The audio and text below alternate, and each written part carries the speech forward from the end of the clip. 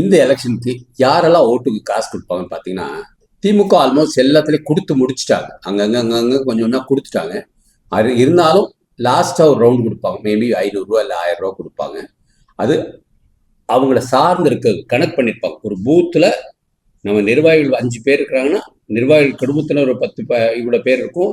இவ்வளோ பேருக்கு காசு குடுக்கணும் அப்படின்னு உங்களுக்கு கணக்கு வச்சிருப்பாங்க. அதிமுக ஆல்மோஸ்ட் அந்த பூத்துல இருக்கவங்க எல்லாத்துக்கும் குடுத்துருவாங்களா இருக்கும். விஜய் கட்டாயம் அந்தந்த நிர்வாகிகள் அவங்க கொடுக்கறதுக்கு என்கரேஜ் பண்ணுவார். ஏன்னா மக்களுக்கு கொடுக்காம யாருக்கு கொடுக்க போறீங்க அப்படிங்கிற சித்தாந்தத்துல தான் அவர் இருக்கிறார். ஆனா அவங்களால கொடுக்க முடியுமான்னு யோசிக்கணும். பாரதிய ஜனதா கட்சினால கட்டாயம் கொடுக்க முடியாது. ஏன்னா கடவுளை நம்புறவங்க, நீங்க இந்துத்துவா அது இதுன்னு சொன்னாலும் கடவுளை நம்புறவங்க, நானே ஓட்டுக்கு யாருக்குமே காசு கொடுக்கல, அதனாலதான் தோத்தேன். ஒருவேளை காசு கொடுத்து ஜெயிச்சிருந்தா இந்நேரம் மக்களுக்கு இன்னும் கொஞ்சம் நிறைய வேலை பார்த்துருப்பனா இருக்கலாம். சீமான் கட்டாயம் ஓட்டு கொடுக்க காசு கொடுக்க மாட்டாரு.